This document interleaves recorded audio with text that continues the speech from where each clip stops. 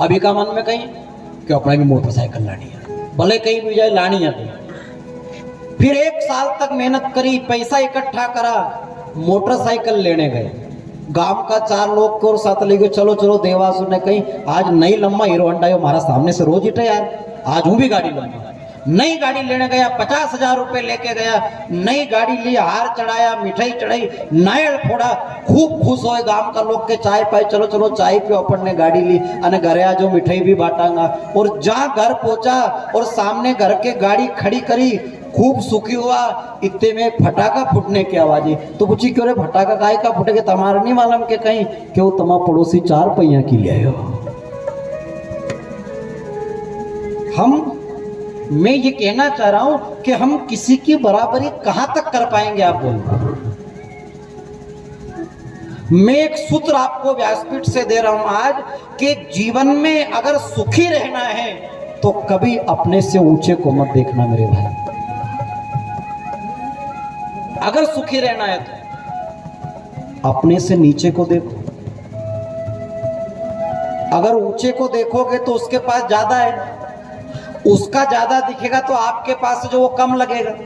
अब अपने पास जो कम है तो तकलीफ तो होएगा कि मारा का नादो कर भरियो नो को आंखों कर भरियो, तो बुरा तो लगेगा, दुख तो होगा। तो ऐसा दुख क्यों मोल लो, इसलिए हमेशा अपने से नीचे को देखो कि चलो यार अपनों तो आदो भरियो पर इके बापड़ा का तो कहे ही नहीं।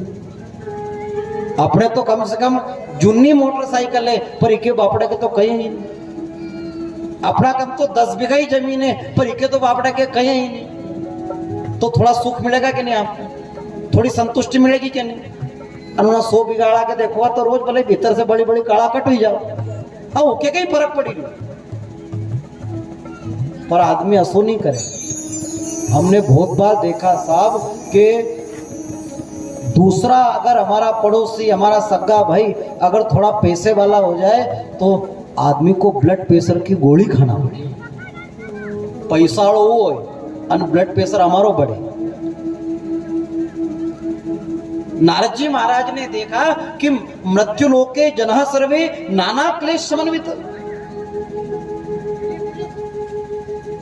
यहां नाना प्रकार के दुखों से दुखी हो रहे लोग।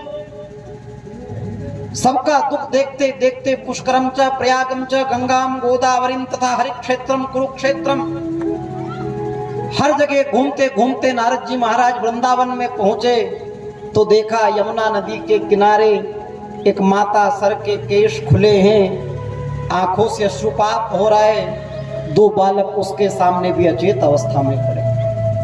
नारद जी ने उससे पूछा मैया तुम कौन हो।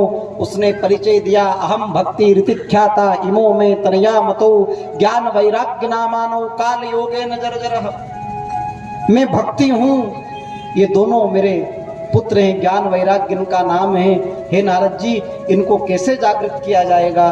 भागवत में आता है पहले तो नारद जी महाराज ने अपने पुण्य दे दिए, कोई फर्क नहीं पड़ा। फिर वेद पाठ, वेदांत पाठ, गीता पाठ, उपनिषद का पाठ सुनाया, फिर भी उतना फर्क नहीं पड़ा।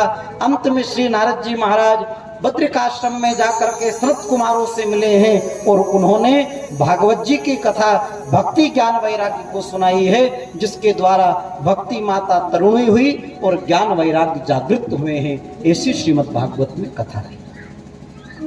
आगे फिर श्रीमद् भागवत के महात्म्य में एक ब्राह्मण की कथा है जिसका नाम है आत्मदेव ब्राह्मण।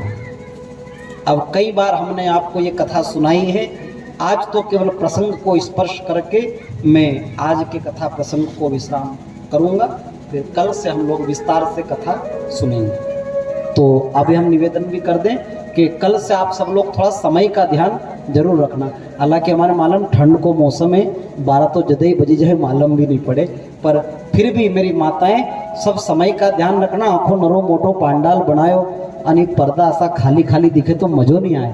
तो कल जरा समय से सब लोग नहा धो करके और समय से आप कथा में आ जाना।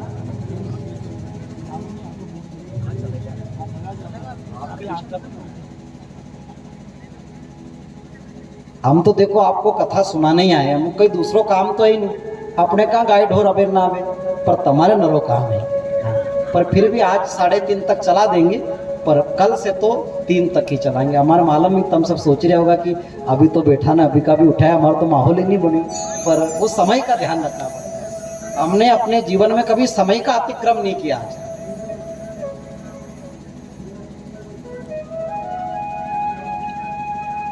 एक नदी है जिसका नाम है तुंगभद्रा, ध्यान से सुनो। उस तुंगभद्रा नदी के किनारे एक गांव है, जिस गांव में ब्राह्मण देवता रहते हैं, उनका नाम है आत्मदेव। भागवत में आता है साहब, उस आत्मदेव ब्राह्मण के जीवन में सब सुविधा है। देखो, धन भी है, धनाढ्य ब्राह्मण है, ज्ञानी भी है, वेद पढ़ा हुआ है, और ज्ञानी है तो आसपास के गांव के लोग उसका सम्मान भी करते हैं। विद्वान है, सुख है, सुविधा है, सब है, फिर परेशानी कहां गई? बोले इस आत्मदेव ब्राह्मण को एक तकलीफ है, क्या? इसके घर कोई संतान नहीं है। ध्यान से सुनना, आत्मदेव ब्राह्मण की एक पत्नी है मेरी माताओं, जिसका नाम है धुंधली। क्या नाम है? धुंधली। ये धुंधली की कथा इतनी बढ़िया कथा है साहब, हम कहीं जाकर के कितनी भी अच्छी कथा सुना दें, और अगर पहले दिन हम धुंधली का नाम नहीं लें तो हमारे सांझे बेराउन कह दे कि अबार तुमने उन्हें धुंधली की नहीं की। ये धुंधली का अर्थ क्या होता है आप समझो। देखो, जितनी भी कथाएं हैं ये हमारे जीवन में हमको कुछ न कुछ संदेश देती है। अपना मालवा में ठंड का मौसम में धुंध पड़े नहीं, सवेरा सवेरे पड़े नहीं। उन्हें धुंध से कहे हैं कि जो धुंध पड़े तो सामने को नहीं दिखे। अब जैसे हम आपसे कहें कि यार डॉक्टर साहब, हम तो आपके सामने ही खड़े थे सुबह 6 बजे, तो तुम कह दो कि साहब तुम भले ही उबा होगा, पर वह धुंध पड़ती थी ना, तुम्हारे दिखे नहीं। तो ऐसे ही धुंधली का मतलब क्या मेरी माताओं? जिसकी मति पर धुंध चढ़ जाए, जिसको सत्य सत्य का भान न हो, जिसको विवेक अविवेक का भान ना हो, उसको धुंधली कहते हैं। इमे कि अपना घर में भी रे नरी, जिके सही गलत नहीं दिखे ने वह धुंधली जी। खाली भागवत जी में नहीं, अपना घर में भी। हालांकि यहाँ गलखेड़ी में तो नहीं होगा कहीं की, हो तो तुम देख लीजिए तुम्हारा हिसाब। ये कथा जो है ना सब, सत्संग तराजू है। यहाँ किस लिए हम बैठे हैं? यहाँ अपने आप को तोलने के लिए बैठे। अपने आप को तोलते जाओ और सत्य सत्य का विचार करते जाओ और अपनी अपनी कीमत लगाता जाओ। यहाँ हमको भले पता चले या नहीं चले, आपके पड़ोसी को पता चले या नहीं चले, पर आपके मन को पता चलता है कि आप कितने पानी में हो। और एक निवेदन और कर दूं कि कथा में बैठे हो तो ऐसी भावना से बैठना कि यहाँ कथा में से मुझे बहुत कुछ लेके जाना है। कथा हमें देने के लिए है साहब। हमारे पूज्य आचार्य प्रवर, अब मैं तो इनके सामने बहुत छोटा हूँ, ये मेरे पिताजी के मित्र हैं, मैं तो इनके पुत्र समान हूँ। मैं पूज्य श्री के चरणों में प्रणाम करता हूँ और पूज्य संत भगवान पधारे हैं, हम आप लोगों के चरणों में प्रणाम करके और भावांजलि आपके चरणों में समर्पित करते हैं।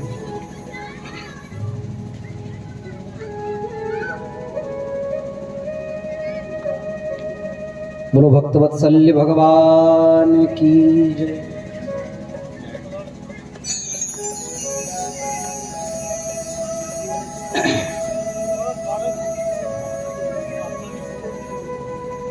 हमारे बीच पूज्य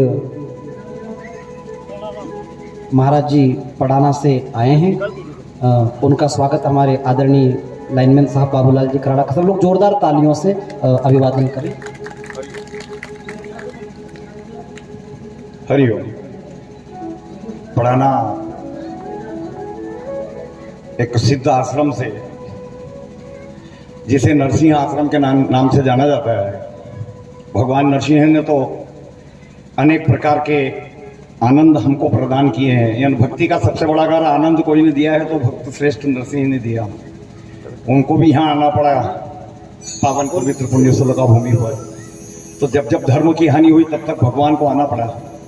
बहुत सौभाग्य से गत वर्ष तो हमारे यहाँ भगवान श्री देवनारायण जी की पूर्ण परिवार सहित प्राण प्रतिष्ठा बड़े आनंद के साथ 7 दिवसीय यज्ञ के दौरान हुई थी। और इस वर्ष आप लोगों ने पुनः अपने दान का सदुपयोग करते हुए